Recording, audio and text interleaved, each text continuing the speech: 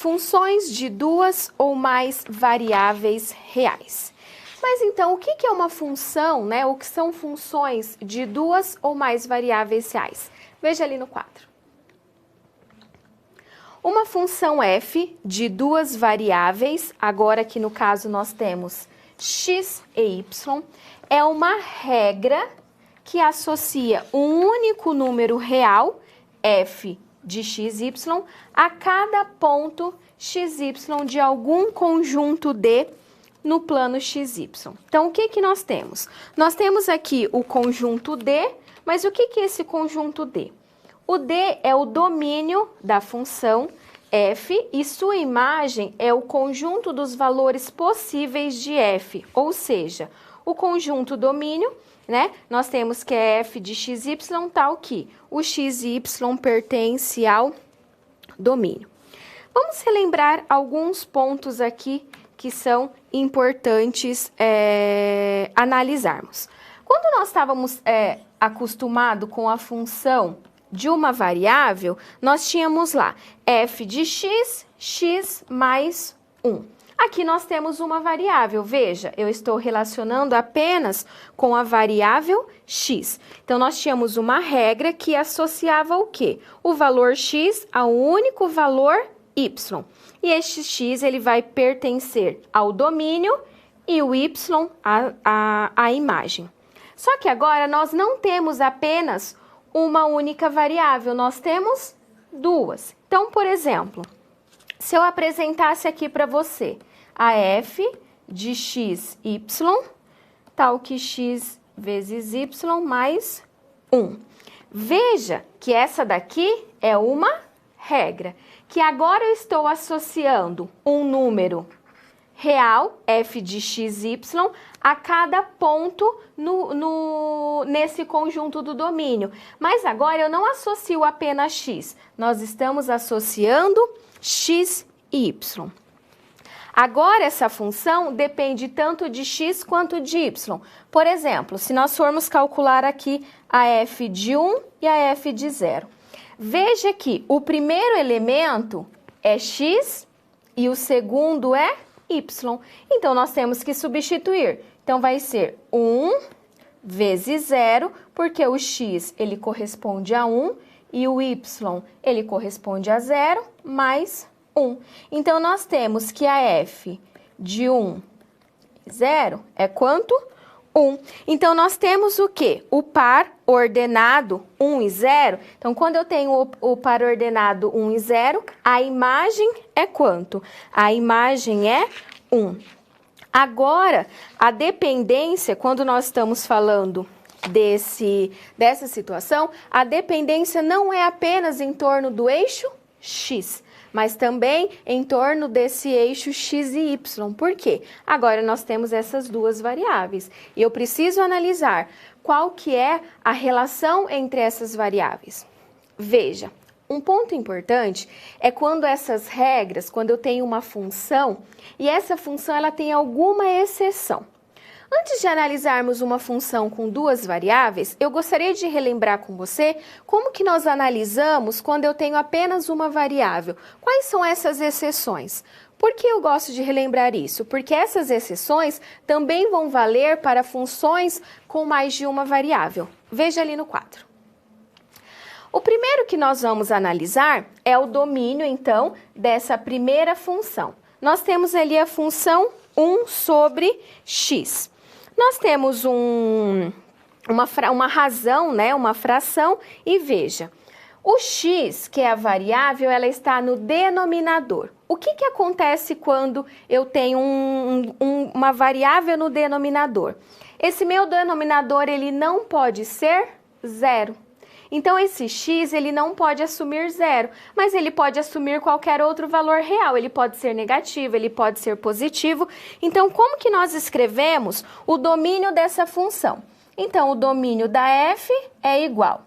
X pertence aos reais, tal que esse x, ele tem que ser o quê? Diferente de zero, ok? Para essa primeira. Vamos analisar a segunda. Agora, nós não temos mais uma função do tipo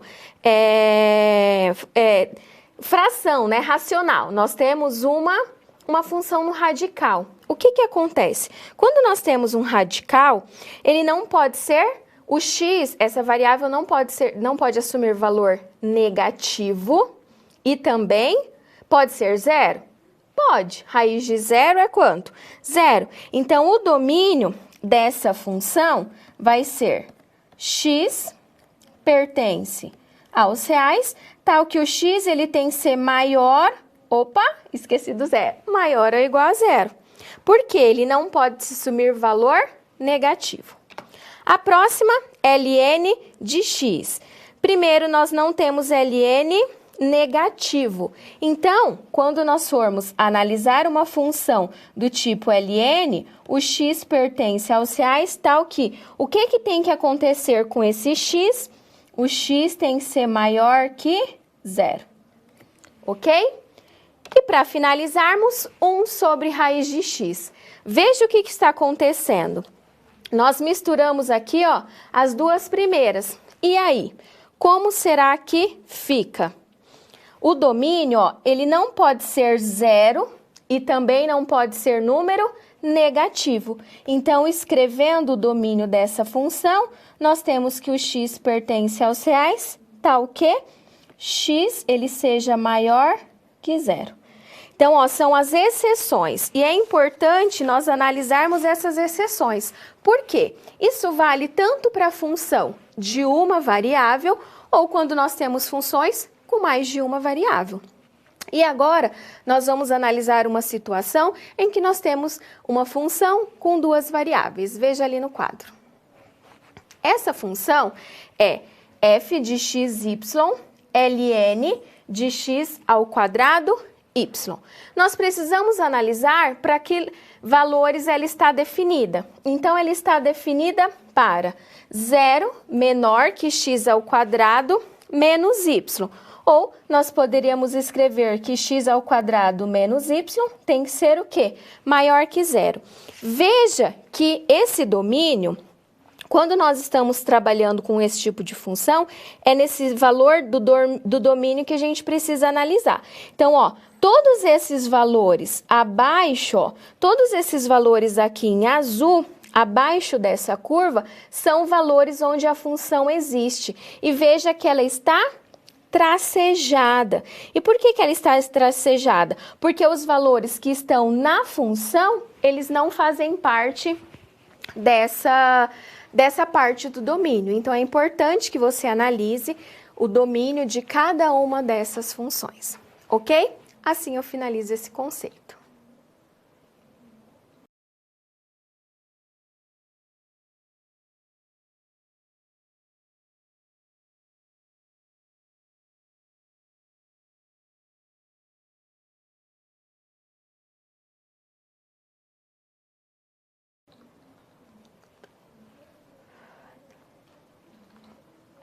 Agora, nós vamos resolver um exercício que vai envolver essas funções com mais de uma variável. Então, eu vou analisar o domínio, eu vou analisar cada uma dessas funções e quais são as especificidades, quais são esses pontos críticos, vamos pensar assim.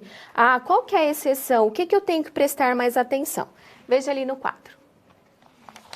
Nós precisamos encontrar o domínio das funções que seguem. Quais são as funções? Então, a função A, f de xy, 1 sobre x quadrado mais y. B, g de xy, raiz quadrada de y ao quadrado mais x menos 7. E C, h de xy é igual a 1 sobre raiz quadrada de x mais y. Então, veja, vamos analisar ali a primeira função. Então, o item A. O que vai acontecer com essa função? Qual que é a exceção? Qual que é o ponto importante que nós precisamos analisar? Veja que nós temos uma função racional do tipo quociente. O que eu tenho? Nós temos que o x quadrado mais y tem que ser o quê? Diferente de zero. Esses valores, então, as variáveis, elas não podem ser o quê? Iguais a zero. Porque se nós substituirmos por zero, nós vamos ter uma divisão por zero que não existe. Ou, se nós formos analisar ali, eu tenho uma indeterminação, eu tenho uma discussão toda em torno disso. Então, realizando aqui, ó, nós podemos deixar que x ao quadrado tem que ser diferente de menos y, ok? Ou y tem que ser diferente de menos x ao quadrado. Como que a gente escreve, então, o domínio dessa função? O domínio vai ser que x e y pertencem ao R2. Veja o que mudou. Antes, nós escrevíamos só x, mas agora eu tenho x e y. E também era só nos reais, porque eu estava falando de uma variável, da variável x. Só que nós temos duas, x e y, por isso que agora é R2. Tá o quê? Eu vou escrever embaixo, tá? Que o x ao quadrado seja diferente de menos y. Então, esse é o domínio dessa função. Vamos fazer aqui o item B. O que tem que acontecer? Ó, quando nós temos uma raiz, um radical, o radical ele pode ser zero? Pode, só que o radical ele não pode assumir valores negativos. Então, nós temos que y ao quadrado mais x menos 7 tem que ser maior ou igual a zero.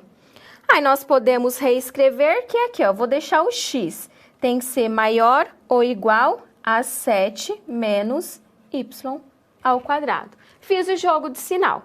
Como que é o domínio? Então, vamos reescrever. O domínio da função x e y pertencem ao R2. Temos costume de falar R ao quadrado, tá? Mas não é correto, é R2. Tá o quê? O x tem que ser maior ou igual a 7 menos y ao quadrado. Ok? Vamos para a última função. Então, o item C, tá falando, ali nós temos uma função que tem o fração, tem o quociente, tem o radical. Nós já vimos anteriormente algo parecido, né? Então, o que tem que acontecer com x mais y?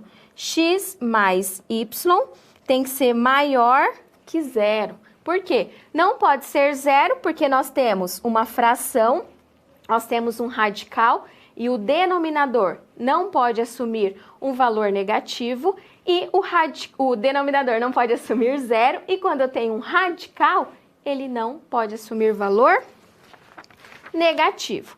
Então, o x ele tem que ser maior que menos y. Fazendo a nossa escrita, então, o domínio da função é igual. X e y pertencem a R2, tal que o x tem que ser maior que menos y. Então, nós resolvemos as três funções, A, B e C. Veja que é importante você analisar, ver quais são essas exceções, o que nós temos, né?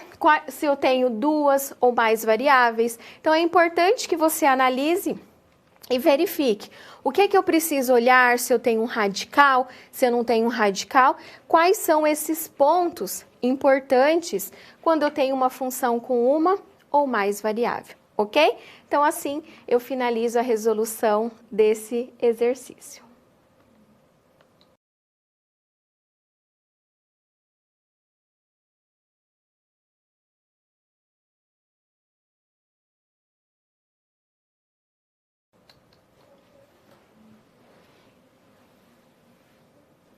Superfície quádrica.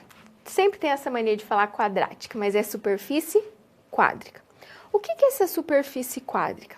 Essa superfície quádrica, nós vamos ver que a partir de uma equação do segundo grau, houve uma modificação e nós temos ali algumas figuras, algumas imagens. Veja ali no quadro que vai ficar mais claro essa definição de superfície quádrica. Uma superfície quádrica é o gráfico de uma equação de segundo grau nas três variáveis x, y e z. Veja que nós estamos falando aqui agora de 3 variáveis e não mais de uma, quando é muito comum nós falarmos só de x, ou não mais de 2, quando é comum nós falarmos de x e de y, mas agora nós estamos falando de 3, x, y e z. As superfícies quádricas são as correspondentes tridimensionais das cônicas no plano. Mas quais são essas cônicas? Então, quando nós temos lá, quais são elas? Relembrando, a parábola, a elipse e a hipérbole. Então, aqui nós temos, não mais no plano, eu tenho uma representação que é chamado de uma representação tridimensional. Então, a partir de uma secção de um cone, então eu tenho uma secção, eu tenho um corte nesses cones, né? Nessas superfícies cônicas, o que acontece? A partir desses cortes foram surgindo outras figuras. Então, nós vamos ver o hiperboloide, o elipsoide. E veja, eu não tenho mais 2 variáveis. Eu não tenho mais x e y. Agora nós temos mais uma variável, que é a z. Então eu tenho a variável x, y e z. E analisando essas variáveis, então nós temos mais uma dimensão aí. E nós vamos analisar cada uma dessas figuras. Vamos conhecer o primeiro no quadro. O primeiro que nós temos aqui é o elipsoide. Esse elipsoide, analisando aqui pela essa imagem, ela lembra o quê? Uma bola de rugby ou uma bola de futebol americano. Então, esse elipsoide, ele tem esse formato. E o que é importante? Nós estamos analisando tridimensional, porque eu tenho 3 variáveis agora para serem analisadas. Eu não estou analisando apenas no plano. E o que nós temos? Nós temos essa equação que vai representar esse elipsoide. Então, nós temos que x ao quadrado sobre a ao quadrado mais y ao quadrado sobre b ao quadrado mais z ao quadrado sobre c ao quadrado é igual a 1. Então, essa é a equação que vai representar o elipsoide. Ok? Mas o que é importante que nós saibamos de todas essas superfícies? Então, é importante que você saiba quais são. Então, por exemplo, essa é o elipsoide, que você identifique, né? Que você saiba a imagem desse elipsoide e também essa equação que vai identificá-lo. Veja o seguinte, se nós zerássemos, né? Y e Z. Então, aqui eu zerei. Ia ficar x ao quadrado sobre a ao quadrado igual a 1. Nós temos que, daqui, x ao quadrado é igual a ao quadrado. Quando isso acontece, nós vamos ter a interseção do elipsoide com o eixo x, né? Então, não no plano, com o eixo x. E aí, o mesmo vai acontecer se nós zerarmos aqui, por exemplo, o x e o y. Se zerarmos o x e o y, quando nós tivermos aqui que o z ao quadrado é igual ao c ao quadrado, nós vamos ter a interseção do elipsoide com o eixo z, ou também a interseção do elipsoide com o eixo y. Vai depender, então, de qual que vai ser aquele valor, qual vai ser o valor de x, qual vai ser o valor do a e quais são esses valores que são zerados. Então, se eu zero x e o y, eu vou ter a interseção do elipsoide com o plano z. E aí, a gente vai fazendo essas analogias, ok? Então, esse foi a primeira quádrica, né, que nós conhecemos. Vamos conhecer mais 2. A superfície quádrica, aqui nós temos o cone elíptico. E aqui, ó, é z ao quadrado sobre c ao quadrado. Eu esqueci de colocar ali, tá? Então, você, por favor, anota. Então, aqui nós temos que o z ao quadrado sobre o c ao quadrado é igual a x ao quadrado sobre a ao quadrado mais y ao quadrado sobre b ao quadrado. E aí eu te pergunto, essa imagem te lembra alguma coisa? Me lembra uma ampulheta, sabe? Aquela de contar o tempo da areia que você vai virando, né? E ela vai contar o tempo. O que que nós temos, então, aqui, essa equação, ela foi reescrita, se nós analisarmos em relação ao elipsoide. A outra quádrica que nós temos é o paraboloide elíptico, que vai lembrar a boca de uma taça e também aquelas antenas parabólicas, que foi muito comum, né, para termos aí captar o sinal de TV. Qual que é a diferença, então, aqui, ó, é sobre C, ok? Qual que é a diferença, então, do paraboloide elíptico para o cone elíptico? Que as variáveis Z e C, ó, que a variável Z, ela não é ao quadrado. Então, essa é a diferença de uma equação para a outra. E as outras duas quádricas que nós temos é o hiperboloide de uma folha e o hiperboloide de duas folhas. Aqui no hiperboloide de uma folha, veja que apareceu o primeiro sinal negativo. E esse sinal negativo, ele vai identificar para que lado ou para que eixo o hiperboloide ele está voltado. Veja que aqui, ó, está menos z ao quadrado sobre c ao quadrado. E o hiperboloide ele está voltado para o eixo z. E aqui nós temos, no hiperboloide de duas folhas, nós temos dois sinais que são negativos. E essa diferença, né, desses sinais negativos vai diferenciar de um hiperboloide de uma folha para o hiperboloide de duas folhas, né? Então, o que é importante nós analisarmos quando estamos falando dessas superfícies quádricas? É importante que você saiba que elas existem e foi por meio desses cortes, né, dessas cônicas, e que eles vão envolver essas três variáveis, x, y e z. Então, sempre analisando em torno dessas três variáveis, ok? Então, assim, eu finalizo esse conceito de superfície quádrica.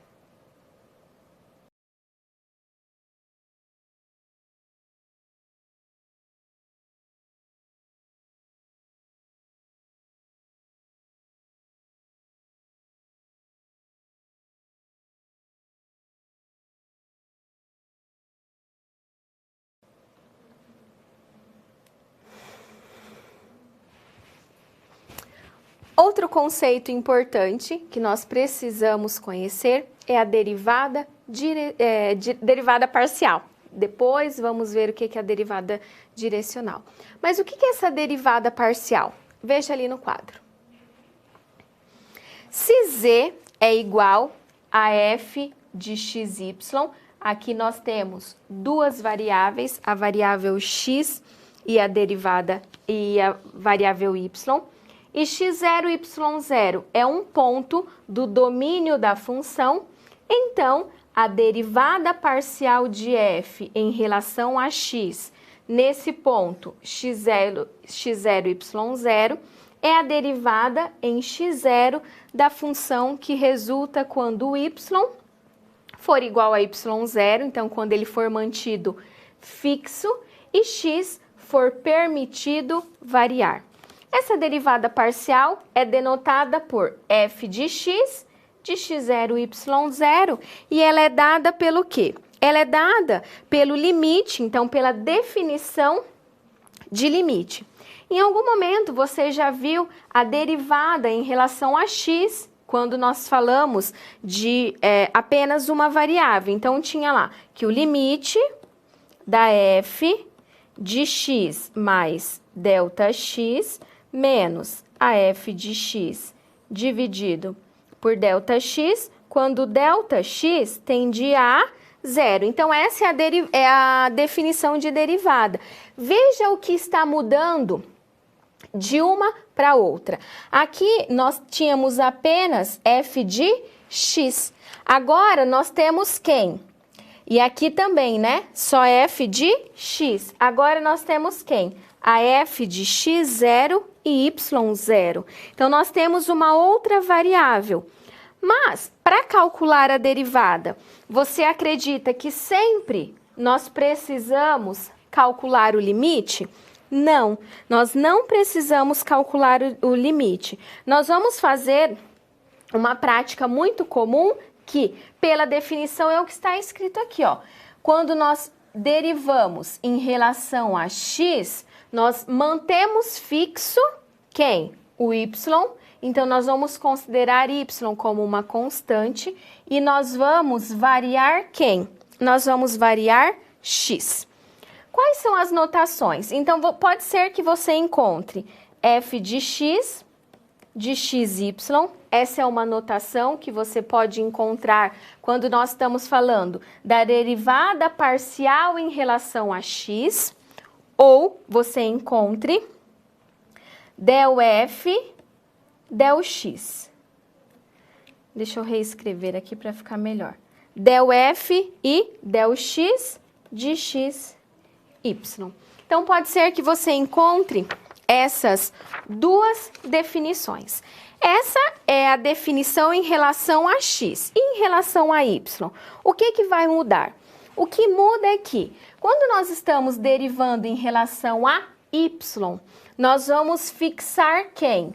O x e vamos variar o y. Mas, professora, o que é isso? Eu não estou conseguindo identificar. Veja aqui, quando você derivava em relação apenas a uma variável, você tinha lá em relação a x. Você não tinha duas, então você fazia a derivada normal. Uma regra do tombo, uma derivada uma regra da cadeia. Agora não, nós temos duas variáveis e você precisa analisar e verificar. Será que eu vou derivar em relação a x ou em relação a y? Nós não conseguimos derivar em relação às duas variáveis ao mesmo tempo. Então veja que eu tenho um exemplo que vai facilitar ali entendermos como que eu derivo em relação a uma e a outra vai ficar constante. Veja ali no quadro. Se a f de xy é igual a 2x ao cubo, y ao quadrado, mais 2y mais 4x. Quais são as derivadas parciais de primeira ordem? Nós precisamos calcular essa derivada. Então, vamos lá. Primeiro, olha, veja só, nós vamos calcular em relação a x, ok? Calculando em relação a x, nós vamos derivar x. Então, ali, ó, 2x ao cubo. Como que fica a derivada? Regra lá do tombo. Então, vai ficar 3 vezes 2. Então, lembrando lá pela definição. Então, se eu tenho a f de x, que é igual a x elevado a n, como que é a derivada dessa? Então, vai ser n vezes x elevado a n menos 1, ok? Então, vamos lá. 2x ao cubo vai ficar 6x ao quadrado, y ao quadrado, ok? Porque esse y ao quadrado é como se fosse uma constante. Se eu estou fazendo a derivada, eu derivo em relação à variável que eu quero e repito o y ao quadrado, porque eu estou considerando a constante. Mais 2y, nós estamos derivando em relação a x. Y é constante. Quanto que é a derivada da constante? 0. Mais, qual que é a derivada de 4x? 4. Reescrevendo, então, nós temos que a derivada em relação a x da função xy é 6x ao quadrado, y ao quadrado, mais 4. Derivamos em relação a x, derivada parcial. Agora, vamos derivar em relação a y. O que eu faço quando é em relação a y? Eu derivo o y e o x é fixo, o x é constante e a derivada de uma constante é 0. Vou apagar aqui para ficar menos escrito para a gente analisar. Derivando y. Então, nós temos ali 2x ao cubo é constante, então eu vou repetir. Qual a derivada de y ao quadrado? 2y. mais, qual que é a derivada de 2y? 2, mais, qual que é a derivada de 4x? Lembrando que nós estamos derivando em relação a y, 0. E aqui eu vou reescrever, ó. Então, vai ficar 4x ao cubo y mais 2. Então, assim, o que que a gente fez? A gente derivou parcialmente em relação à função, à variável x e à variável y. Então, nós pegamos a função, analise a função e verifique. Como que eu derivo em relação a x? Derivando x, eu vou fixar y. E se eu vou derivar em relação a y, o x é constante. O x eu vou fixar. Assim, então, nós terminamos esse conceito.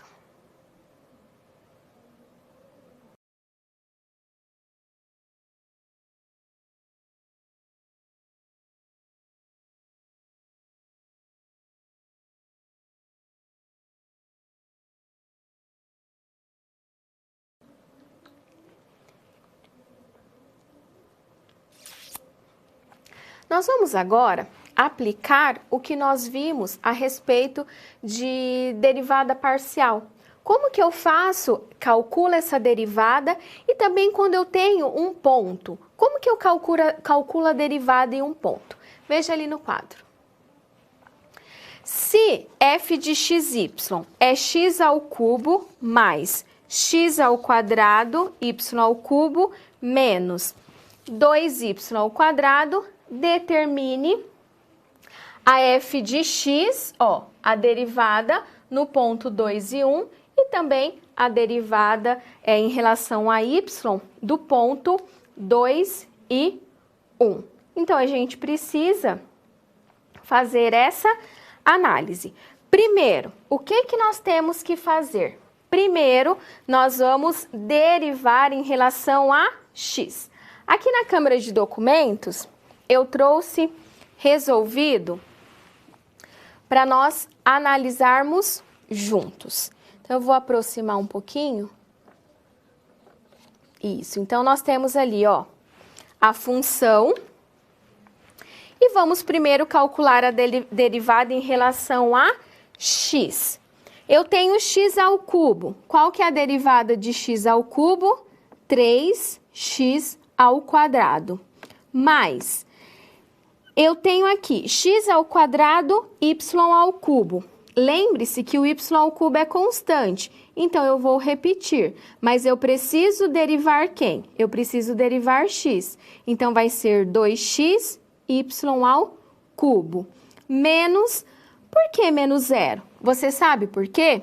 É porque eu estou derivando em relação a x. E aqui nós temos y. Y é constante. A derivada de uma constante é 0. Então, 3x ao quadrado mais 2x y ao cubo. Agora, nós vamos substituir no ponto 2 e 1. Lembre-se que o 2 é onde eu tenho x e o 1 é onde eu tenho y. Veja, eu repeti o 3, x ao quadrado. O x, no lugar do x, nós vamos trocar por 2. 2 ao quadrado mais 2, no lugar do x, substituímos por 2, no lugar do y, 1, 1 ao cubo. E aí, agora é cálculo. A resolução desses cálculos. 2 ao quadrado, 4. 2 vezes 2, 4, vezes 1. Então, nós temos 3 vezes 4, 12, mais 4 vezes 1, 4. Logo, a derivada, né, em relação a x no ponto 2 e 1 é igual a 16. Precisamos calcular a derivada em relação a y. Então, eu vou deixar aqui para nós analisarmos ali em cima, ó. Aqui que eu tenho a função. Qual que é a derivada de x ao cubo em relação a y? É 0. Por quê? O x, ele agora é constante e a derivada da constante é 0. X ao quadrado eu repeti, Por quê? Ele está como constante acompanhando a função. Então, fica x ao quadrado e eu derivei y ao cubo, que é 3y ao quadrado, menos a derivada de 2y ao quadrado em relação a y é menos 4y. Reorganizando e fazendo a substituição, ó. Então, no lugar do x, nós vamos trocar por 2 e no lugar do 1, nós vamos substituir, e no lugar do y, nós vamos substituir por 1. Então, fica 2 ao quadrado vezes 3 vezes 1 ao quadrado menos 4 vezes 1. 2 ao quadrado é 4, 3, 1 ao quadrado, 1. 4 vezes 3 vezes 1 é 12. 12 menos 4, 8. Então, a derivada, né, da f no ponto 2 e 1 é igual a 8. Então, veja que nós temos situações em que, além de fazer o cálculo dessa derivada parcial, você precisa calcular a derivada em um determinado ponto. E esse exercício, ele nos trouxe, então, essa explicação. E assim eu finalizo esse exercício.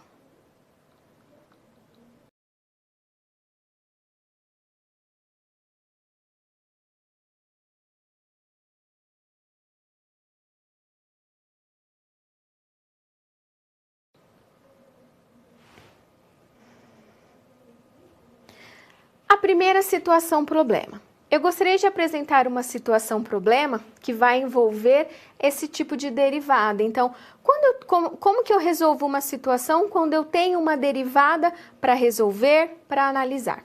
Veja ali no quadro essa primeira situação problema. Uma empresa decidiu colocar à venda 2 novos tipos de motores de combustão, sendo um modelo Premium do tipo X e um modelo Standard Y. Veja que aqui nós já temos duas variáveis. A variável X, que é o do motor Premium, e a variável Y, que é a do motor Standard. Os custos de produção da empresa devem contabilizar os dois tipos de motores. E assim, determinou-se que esses custos são dados pela função C de XY é igual a 15 mais 10 raiz quadrada de 16x menos 9y, onde que o x e y são dados em milhares de unidades. Aí eu pergunto, qual será a taxa de variação em relação a cada uma das quantidades, considerando a produção de 1000 unidades de cada? Olha a pergunta, taxa de variação. Então, nós queremos saber qual que será essa taxa de variação. E olha como é importante, que quando eu estou falando em taxa de variação, eu estou associando, eu estou relacionando a derivada. Então, eu preciso calcular a derivada dessa função. E agora, nós não temos uma única variável, nós temos duas variáveis. Nós precisamos calcular a derivada parcial em relação a x, porque eu estou tratando do motor Premium, e também a derivada parcial em relação a y, porque nós estamos relacionando, nos referindo ao modelo Standard. Então, lembre-se, quando nós estivermos falando de taxa de variação, nós relacionamos a derivada. Então, sempre que aparecer taxa de variação, você relacione a derivada. E aí, a volta também é válida. Se eu tenho uma função custo, ou se eu tenho uma taxa de variação e quero uma função custo, o que eu faço? Eu posso integrar. Então, é bem importante você prestar bastante atenção que nós vamos utilizar para resolver essa situação problema algumas regras de derivação. E essas regras, elas já foram vistas no cálculo 1. Então, é importante que você relembre essas regras, porque muitas vezes são pequenos detalhes que a gente precisa analisar. Veja ali no quadro essa resolução. A função custo, que vai representar ali esses motores, é igual a 15 mais 10 raiz quadrada de 16x mais 9y. Para auxiliar na nossa derivada, eu vou reescrever a função. Então, vai ficar 10. Veja que quando eu tenho a raiz de x, a raiz enésima de x elevado a m, por exemplo, eu posso retirar, né, esse radical fazendo x elevado a m sobre n. E é por meio dessa propriedade que eu deixei dessa maneira a função para facilitar quando nós formos derivar. A primeira derivada que nós vamos calcular é em relação a x. Lembre-se, eu derivo x e o y ele é constante. Vamos lá. Primeiro, qual que é a derivada do 15? É zero. Por quê? O zero é uma constante e a derivada de uma constante é zero. Para derivarmos essa função, e ela é uma função do tipo composta, nós vamos utilizar a regra da cadeia, que é aquela regra do tombo. Vamos lá, passo a passo. Como que eu faço essa regra da cadeia? Então, aqui o meio ele é expoente. Então, como que a gente fala? É a derivada da função de fora, né? Então, a regra do tombo, meio vezes quem? 10. Qual que é a função de dentro? 16x mais 9y elevado a meio menos 1 vezes a função de dentro. Então, eu derivo a função de fora, como era elevado a meio, regra do tombo, meio menos 1 vezes a derivada da função de dentro. Vamos reescrever. Então, aqui nós temos, ó, 1 meio vezes 10. Então, aqui nós temos 5. 5 vezes 16, 80. E 16x mais 9y elevado a meio menos 1, que é menos meio. Nós podemos retomar, então, ó, quando, do mesmo jeito que eu consigo a ida, eu consigo a volta. O sinal negativo, quando eu tenho um expoente, ele vai colocar a fração no quê? A função no denominador. Então, por isso que eu reescrevi 80 dividido por raiz quadrada de 16 mais 9y. É a volta. Então, a derivada da função custo em relação a x é 80 sobre 16x mais 9y.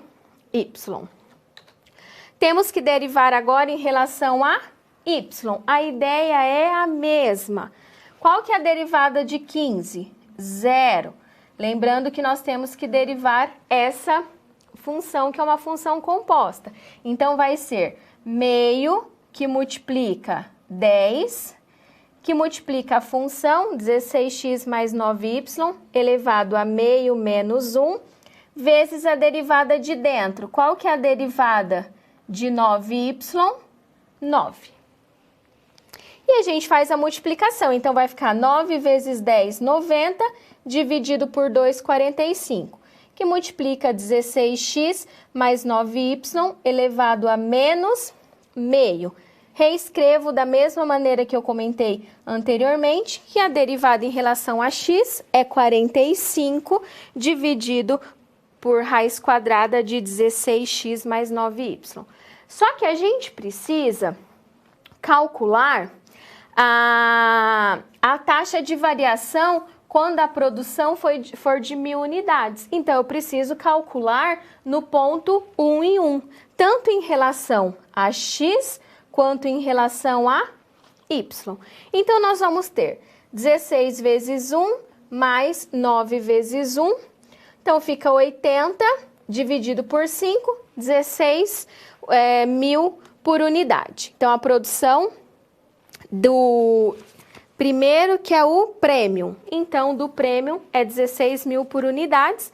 E do standard, fazendo a substituição, que são alguns cálculos, nós temos ali 9 mil por unidade. E fazendo uma análise, nós verificamos que a taxa de variação do de y, ela é menor do que a taxa de variação em relação a x. Então, essa produção do standard, né, a taxa de variação é melhor do que em relação à produção do outro motor. Então, assim, nós resolvemos uma situação problema envolvendo derivada parcial.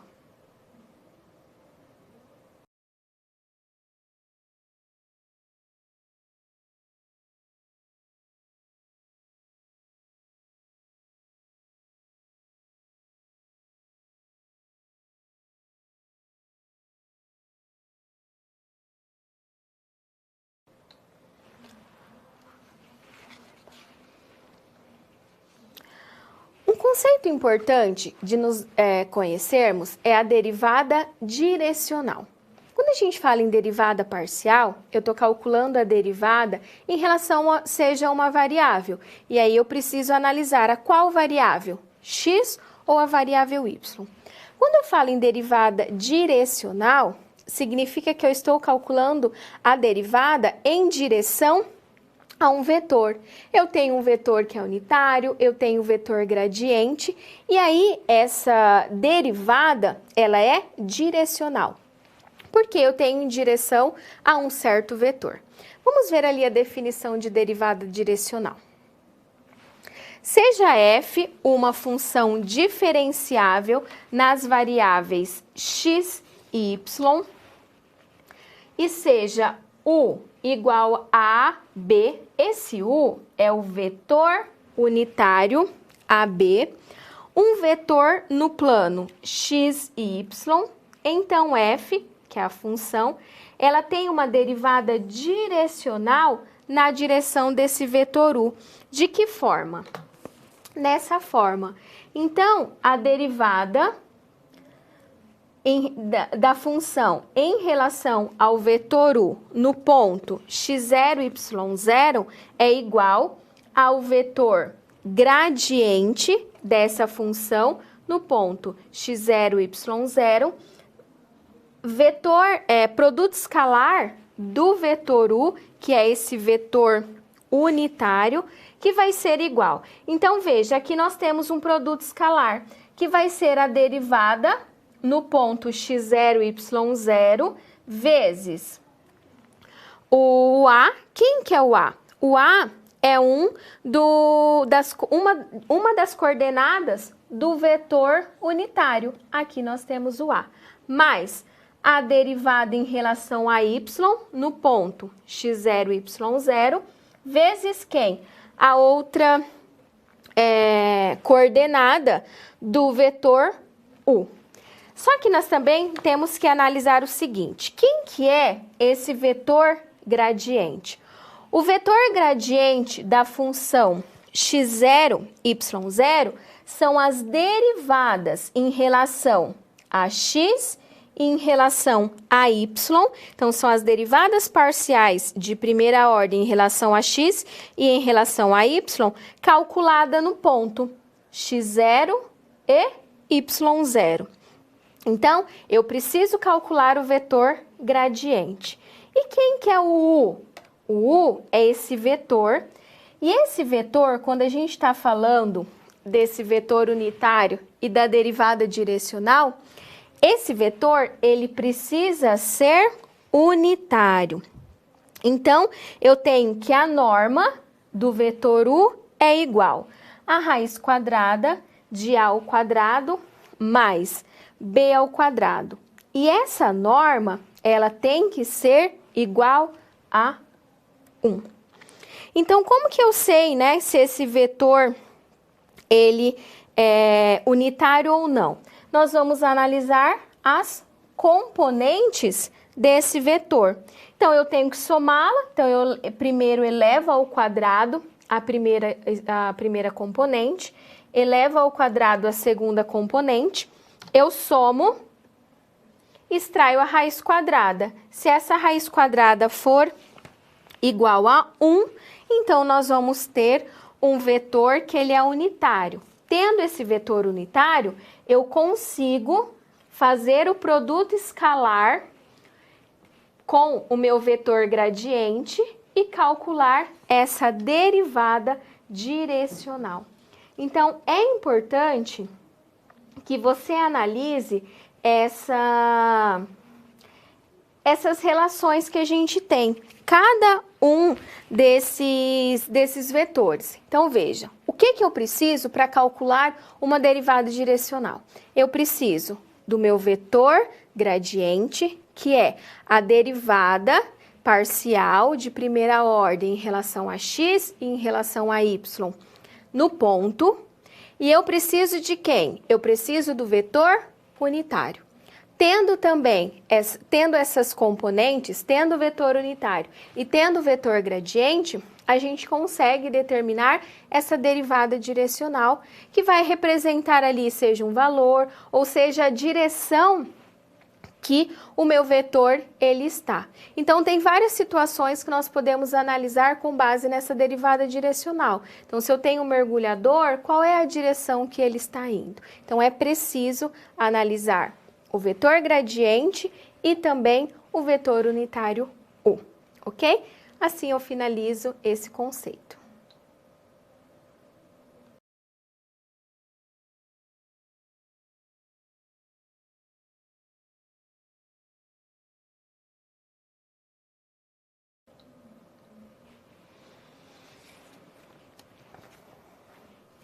Nós vamos resolver agora uma situação-problema que vai envolver conceitos de derivada direcional.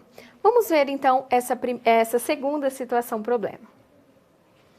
A superfície de um lago é representada por uma região D no plano XY, tal que a profundidade em metros sobre o ponto correspondente a XY é dada pela função f de xy igual 300 menos 2x ao quadrado mais 3y ao quadrado. Se o mergulhador está no ponto de coordenada 4 e 9 e nadar na direção do vetor unitário U igual raiz de 2 sobre 2, raiz de 2 sobre 2, qual vai ser a profundidade desse mergulhador, né, na direção desse vetor? Então, veja, a gente tem uma situação que tem um mergulhador no lago, ele está a uma certa profundidade e a gente quer analisar qual que é essa profundidade, sabendo que ele está nadando em relação a esse vetor unitário. Eu tenho uma função, ela é uma função de duas variáveis, eu tenho um ponto que esse mergulhador se encontra e tem um vetor unitário. Sabendo disso, eu posso calcular essa derivada direcional. De que forma? Calculando as derivadas em relação a x e em relação a y, naquele ponto que foi dado, e fazer o vetor gradiente, fazer o produto escalar do vetor gradiente com o meu vetor unitário. Vamos resolver juntos essa situação-problema.